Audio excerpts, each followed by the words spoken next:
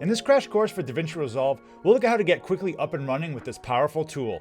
My goal is to show you the essential features so you can quickly edit and export a video. So let's check out this program. You can download Davinci Resolve from the Blackmagic Design website. Davinci is available for Windows, Mac, iPad, and Linux. In this video, I'll be using version 19 for Windows, and I'll be using the free version. Version 20 is currently in beta, but the features I show you in this video should work with any recent or upcoming version of Davinci Resolve. I've started Davinci Resolve here, and the first thing we see is our project libraries page. From here, we can create projects or make folders to organize our projects. I'll click this little icon here, and you can see my projects will be stored in my local database. You may wonder where this is on your computer. If so, just click the icon here, and you can see where it's stored, or you can open the file location. So this is where the projects are stored on my computer. Let me close this. For now, I'll just create a new project. So I'll click this button here, New Project. Let's call it Davinci Resolve Demo 1, and I'll press Create. And now I'm inside my project. If you want to go back to that home screen, you can click this home button down here, and you can see you're back at the library, but I'll just close this for now. One of the key things to understand about Davinci Resolve is that the workspace is split into different pages. These are the different pages down here. There's 7 pages, but we'll only look at 2 of them in detail in this video. These are the edit page and the deliver page. But let me show you what the other pages actually do, and you can decide if you want to look at them in more detail later. The first page is the media page. I'll click on that. This is where you can organize all the files associated with your project. You can import files, create metadata, sync footage, and do many other file-related operations. It's definitely something worth learning if you're going to have dozens or hundreds of files that you have to organize for your project. But for our purposes today, the edit page has a mini version of this tool, and we'll just use that. Next, we have the cut page. Let's go to that. The cut page was a newer addition that's designed to quickly edit files. It has some different ways of visualizing your timeline. It's something you may want to look at later, but for the most part, I just stick with the edit page. Next is the edit page, and we'll go back to this later. This magic wand here is the Fusion page. Fusion is a motion graphics and effects engine. If you want to make more sophisticated visual effects, it's definitely worth learning the Fusion page. This tool is beyond the scope of this video, but if you want a beginner tutorial on Fusion, let me know down in the comments below. Next, we have the color page. Now, Davinci Resolve was actually a color tool when it was first released, and it's still very powerful with all these features. It's used on many Hollywood movies and TV shows, but for our purposes, we won't be using it today. So it's definitely something to check out if color grading is something you're interested in. Next, we have Fairlight, and this is a suite of audio tools. And finally, we have the Deliver page, which is used for exporting your video. So let's go back to the Edit page, and remember that's this button here. This is probably where you're going to do most of your work. Let's just talk a bit about how this interface is set up. In general, most of these buttons across the top are going to toggle areas on and off. And if it's on, the text will be white. So right now I can see my media pool here. I can turn it off. I can turn on effects. Let's hide that. On this side, I can toggle metadata, inspector. So that's how these top buttons work. Let me turn on my media pool. You can see it occupies this area up here. If I want it to occupy the whole side of the screen, I can click this arrow here. That expands it down below. But typically I want my timeline to cover this whole area, so I'll just minimize it again. But that's what this button does. We can do the same thing on the right side, so I'll open Inspector, and I can make it take up the whole side of the screen. Or I can collapse it, so it just takes up this part here. So it's really up to you. So let's start by bringing some files into our project. And to do that, we will use this media pool option here. This is a simplified version of the media page I showed you earlier. And when I say media, what I mean is images, audio, and video files. So I'll right-click on this area here, and then I'll say Import Media. I'll find some files on my computer. I'll import this video and this PNG. So I'll select that. I'll press Open, and that's brought into my project. Now the files are in this master bin here. The term bin means folder in Davinci Resolve. So if I wanted to create some folders to organize these files, I could right-click. I could say New Bin. I could call it Images. I could drag the image in there. And we could organize them as we like. So if I click into the images, that's the image I just dragged in. I could go back to the master level, and you can see it's organized like that. But I'll just keep things simple for this video. Let's drag this out. I'll just leave it at my top level there, and I'll delete the images bin. You can also share files across projects with power bins. That's this option here. And then smart bins will automatically categorize your media based on keywords and metadata. By the way, if you don't see these options here, click these 3 dots, and then here you can enable them. But for this tutorial, I'm just going to keep my media in this default master bin up here. So you can double click on the elements here in your media panel to get a preview of them here. This is just my still image. Here's my music video. I can play it. And you see that's what the video looks like. Now, a quick tip for improving performance in Davinci Resolve is to create proxy media. Proxy media is low-resolution versions of your video files. This can speed up the interface and editing process and create less lag. When you go to export your video later on, Davinci Resolve automatically swaps out the original high-resolution versions for your final result. So to create proxy media for my video file, I'll right-click on it, and I'll say Generate Proxy Media. Don't say Generate Optimized Media, that's the old way, and it'll fill up your hard drive very quickly. I'll say Generate Proxy Media.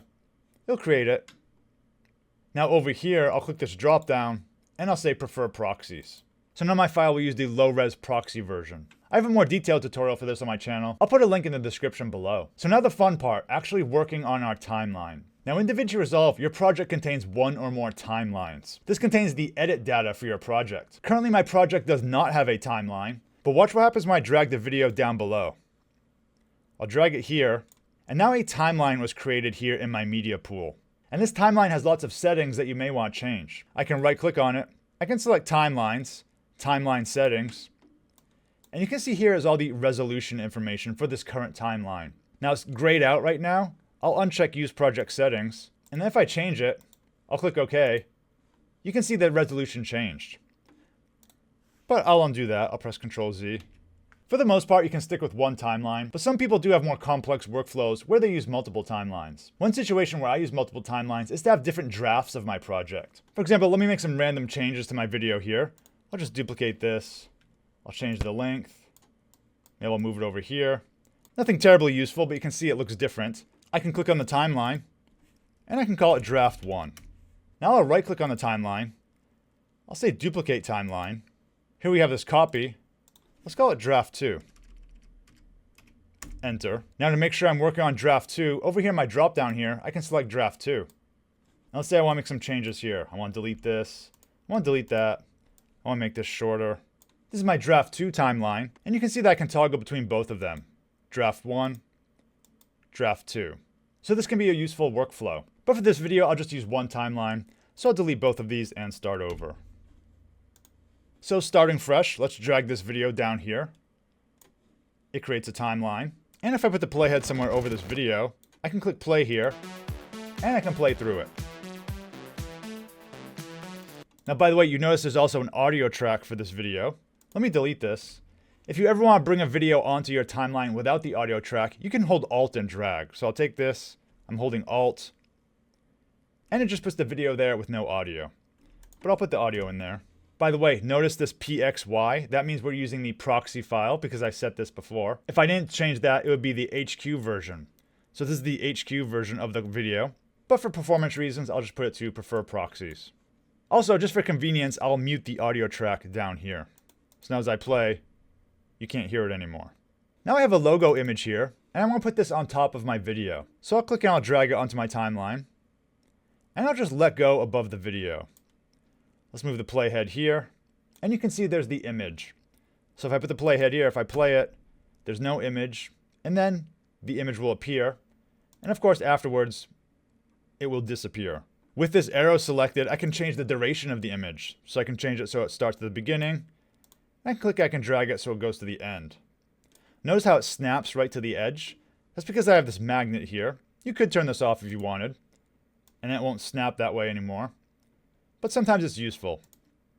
It depends how your timeline is organized. Now there's also this white handle on the beginning and edge of my image. And actually it's on my video and audio clip as well. You can use this to fade in and out the layer. So if I want the music video to fade in, I'll drag the white handle this way.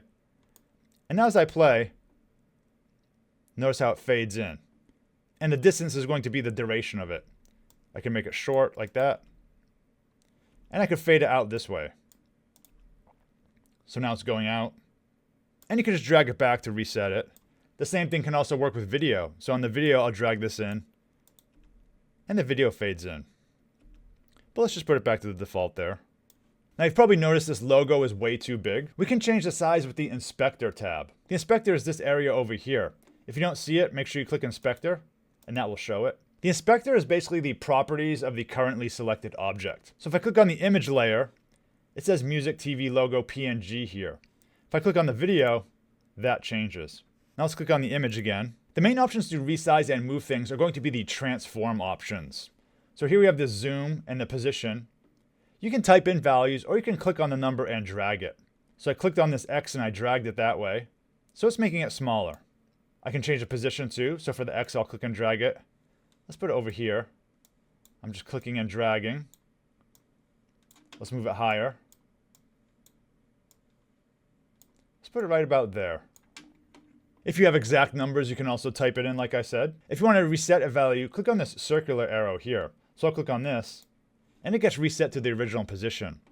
If I click this top arrow, it resets everything. So let's do this. And now it's back to the default state. Now let's do that again, but now let's use the on-canvas control method. To see these controls, you can click this button here, transform. So I'll click this, and now I get these controls, and I can resize it, and I can position it. And notice how the values are changing here. It's all the same data, it's just a different way of modifying it. Now, as we saw before, this box is white, which means the control is enabled. If you want to hide this box, just click on this again. Now, if you click on this arrow, you'll see there's some other options, but they're beyond the scope of this video. Now, what I just showed you about modifying an image also works with a video. So let's click on the video here. Notice we have the inspector tab for the video. These are the default options, but I can change it. Let's change the zoom of the video. I can change the position, all sorts of pitch and yaw options, and I can play the video. So it's quite a flexible system. But for now, I'll just reset the video to the default state. So with the video selected, I'll just click on this circular arrow, and all the settings are back to normal. Let's now look at how to add text to our project. For this, we'll use the effects panel. So we have our effects up here. I'll click on this. And you can see there's a huge list we have here. These are the top level categories. But if you click on these different sections, you can scroll through and see them in action. Here we have this binocular effect, comic book effect. So if I wanted to add this effect to my video, I could click and drag it. I'll let go. And I can play through. And you can see the effect there. To remove the effect, just select your video, go to the Effects tab, and this is where your effects will be listed. I'll just click this trash can, and now it's back to the start. But for our case, what we want to do is use a text effect. So you can go to Titles, and select Text Plus. And the way this works is that we can click and drag it into our timeline. So I'll put it right there. I'll move the playhead over it. And you can see this is what the default text looks like. Let's close the effects to get more room. Now, just like an image, we can click and drag these sides to make it longer. So this is the duration of the text. We can also fade it in if we like. So if I play through here, the text fades in, and we can fade it out. Now, of course, the main thing we want to change for this text is the position and font. So just like before, we select our text and we go to the Inspector tab over here. Let's make it take up the whole screen. So I'll click on this drop down. Maybe the text will be the name of my music video. So let's paste this in here. I'll just give it this name, and you can see it shows up there. Let's change the font. As you scroll through, it previews which one you select. Let's do this one. To change the position, I'll just click on the Transform tab here. Let's move it over here. There are many different options for text. Some of them are less intuitive than others. I'll choose this H-anchor option to align my text to the left. I'll just put it there. There's also many shading options you can do for your text. So for example, you can add a drop shadow. So I'll click this shading button. And as you click through, you have different options. For example, you can add a red outline. These are some pre-made custom settings, but you can always modify them. I'll uncheck this. The third one is a drop shadow, so I'll just enable that. And I'll just leave that default effect there. Let me turn off the transform options. So here we have our text. So now let's export our results. Now I've been editing this stuff in the middle of my timeline just to make it easier to see, but I'm just going to click and select all of it. And I have my selection tool here. I'm just going to drag it all to the start. So it begins there. I'll shorten the text a little bit.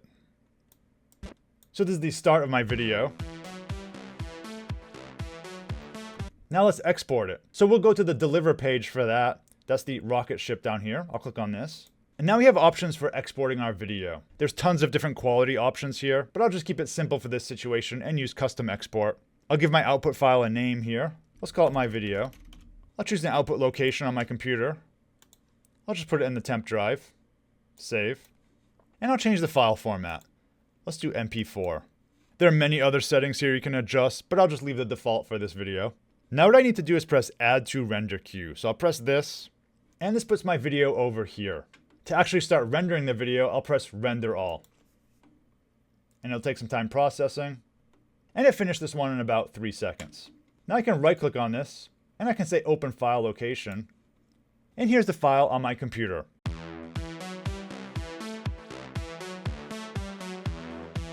Now let's look at some basic ways to cut and trim videos. Now there are many different types of ways to edit a clip. I won't go into all of them in this video, but I'll just show you the ones I use the most. So let's add one video to my timeline here. I'll click and drag this clip 01. Let's put it here. I've already created the proxies for it. And let's add some text at the end here. So I'll go to Effects, Titles, Text Plus. I'll drag it in there.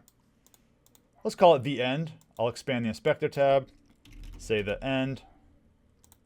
Let's make it some type of neon here. I'll just make it a big font that's easy to see. Let's put it there. And I'll close the Effects tab. I'll close the Inspector. So the three modes we'll be looking at are Selection Mode, Trim Edit Mode, and the Blade Edit Mode. Let's look at the Blade Mode first. So I'll click on it, and notice that it turns orange. That means it's selected. And now when I hover over my timeline, notice there's this razor, and the red line shows where it will make a cut. So if I click, it makes a cut. And I can click in another place too. So I can keep making cuts as I like. Now in reality, I rarely use this tool just by clicking on it. Let me undo this. I'll press Ctrl Z. If I'm in another mode, like Selection Mode here, that's this arrow. Let's go over here. I can press Ctrl B. And then that will make a cut right where the playhead is. I can move the playhead over here. And I can press Ctrl B again. So this is having the same effect, it's just that we don't have to go to this tool. So I'll be using Ctrl B in this video to make cuts like this. Note again that I'm in selection mode here. Let's put the playhead over the text and the video. I'll press Ctrl B here. And notice if I move off, it cut both of them there. What if I only wanted to cut one of them? Well, let's undo that, Ctrl Z. What I can do is put the playhead where I want the cut to be. And I can select this clip here, I'll click on it. Now if I press Ctrl B, it only cuts that one there. So that's the way you can control where the cut is going to happen. Let's undo this. Now let's say I made these cuts here. You can see there's a cut there and there. You probably want to remove some footage if you cut it. Let's say I want to remove this middle part here. Well, this leads to one of the more important concepts in Davinci Resolve, delete versus ripple delete. So let's look at the difference. So I've clicked on this middle clip here.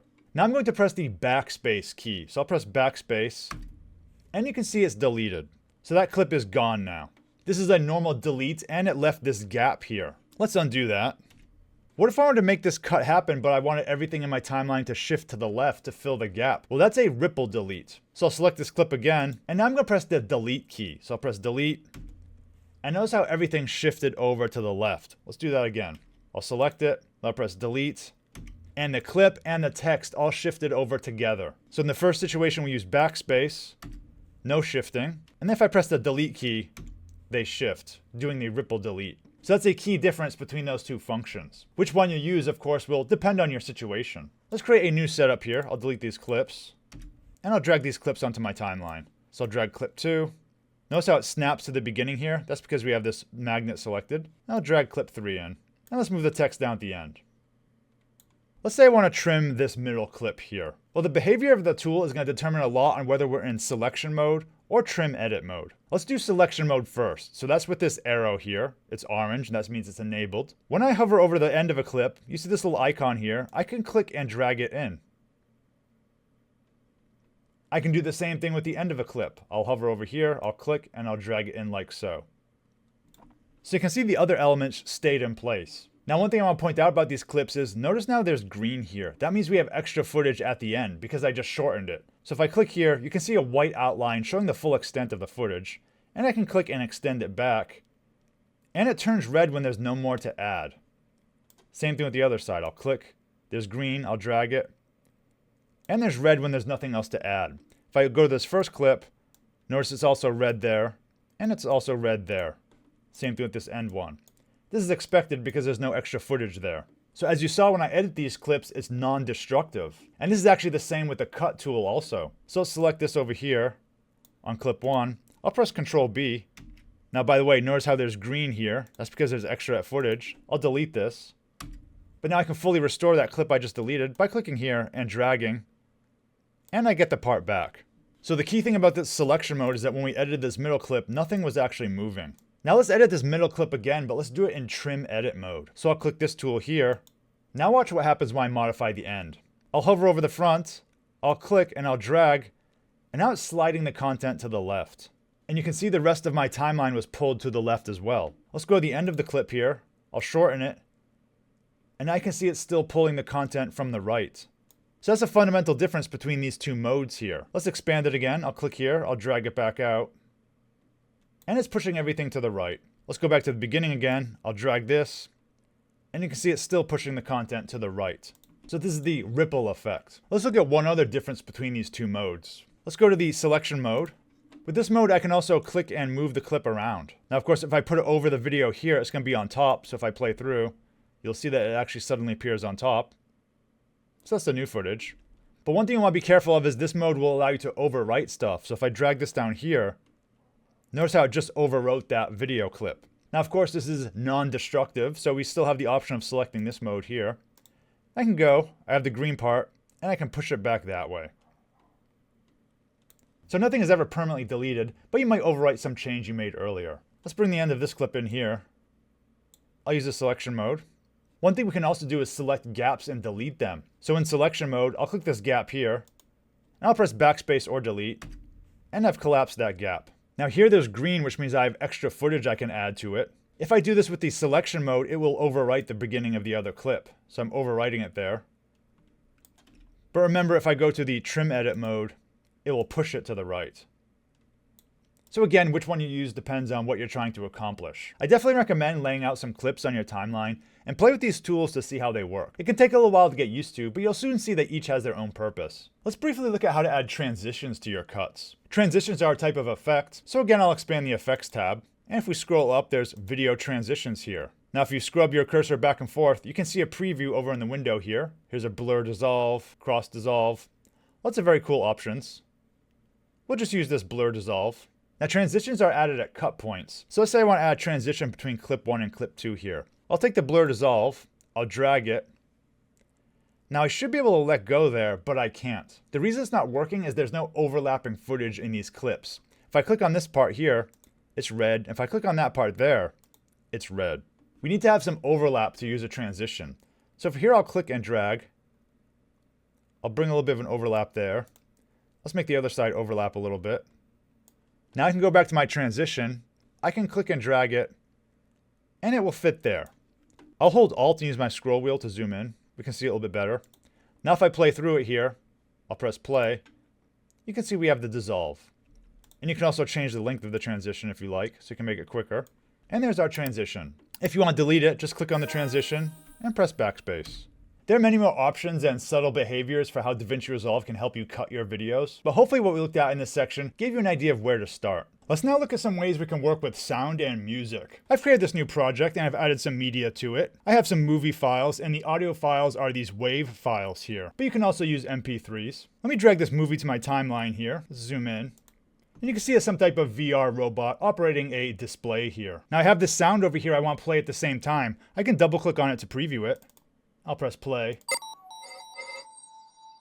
So that's what it sounds like. What I'll do is I'll click and drag it onto my timeline, and I'll put it below the video here. The tracks on the bottom are going to be the audio tracks, and the tracks up top are going to be the video tracks. So now if I play through, you can see the sound is there. Now if I click on my video track and I move it, the audio doesn't move with it. Let me undo this. Something you can choose to do is to link these clips. So I'll select one clip, then I'll hold Control to select the audio clip. Now I'll right click and say Link Clips. Now if I click off, anytime I click on my video, it automatically selects the audio and they move together. Now in order for this to work, you have to have this chain enabled. Let me turn it off. Now if I click on the video and move it, you see I get this error message. This is telling me that these are out of sync. So I'll just undo it. I'll turn the linking back on. Now I still want to trim my video clip here because it goes on too long. I'll select the trim edit mode. And I'll click on the video. Notice how it selected both of them. Watch what happens if I try to shorten the end of the video. It's also shortening the audio. That's not exactly what I want. Let me Control Z undo this. What I can do is Alt click on the video. And that will just select the clip here. Now I can trim it independently. And you can see I can shorten the end. And the audio part is remaining in sync there. I could also trim the beginning. Note that it's pulling the audio with it. It's still in sync to that same point in the video there. Let's trim it up a bit. Let's just do that. So here's my result. Now, whether or not you want to link clips is up to you. When you bring in a video that already has an audio track, they'll be linked by default. And again, this is usually what you want, especially if there's going to be dialogue syncing with someone speaking in a video. Let's bring one more clip into the timeline. Here I have a door opening. I also have a sound for it that I want to add. Door open. So let's drag this in here. I'll just put it right there. Now if I play them, you can hear the door opening. Let me shorten this clip. I'll drag it there. Note that I have the magnet on so they snap to the edges pretty easily.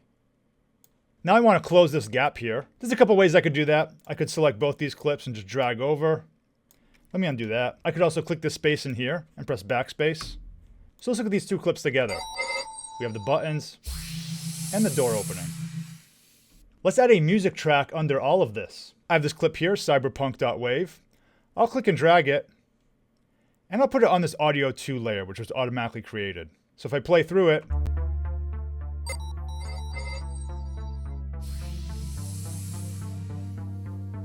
you can hear the music under there. Obviously the music goes on too long. Let's just cut it here. I'll delete the rest, and I'll just pull in that end. If you want to fade it in, you can click this white arrow here and fade it in like so and fade it out. That's just like we saw with the video and images earlier. Note also that if you select an audio clip, if you open the inspector here, you have other options as well. If you really want to dive into the audio options, you can also go to the Fairlight tab there. From here, I could also select this empty space at the beginning, press backspace, and then I could go and export it like before. And here's our final result.